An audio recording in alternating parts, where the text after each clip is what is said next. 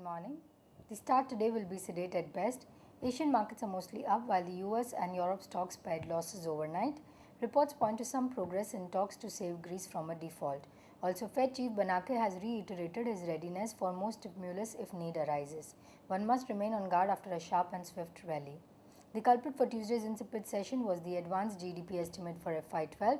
It shows less than 7% growth for the first time in 3 years. Hopefully, the final reading will be a little higher. The Indian economy has lost steam and government needs to act now to give it a fillip. The upcoming budget will be crucial in this context, but before that, the markets will have to grapple with state elections. A favorable result for the UPA will be seen as positive. On the flip side, the undertone might be hit in case of an adverse outcome for the Congress. The FIs were net buyers of Rs 6.18 billion in the cash segment on Tuesday, while the domestic institutional investors were net sellers at Rs 8.54 billion as per the provisional figures released by the NSE.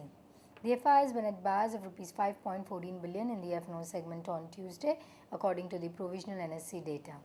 The foreign funds were net buyers of Rs 11.04 billion in the cash segment on Monday as per the final SEBI data. Mutual funds were net buyers at Rs 893 million on the same day. Moving on to a recommendation, the technical call for the day is, we recommend traders to buy Syndicate Bank above Rs 106 with stop loss of Rs 102 and for the target price of Rs 114. Our derivative strategy for the day is short Havells February futures below Rs 490 for the target price of Rs 470 and a stop loss placed at Rs 500. Thank you. Wish you have a great day ahead.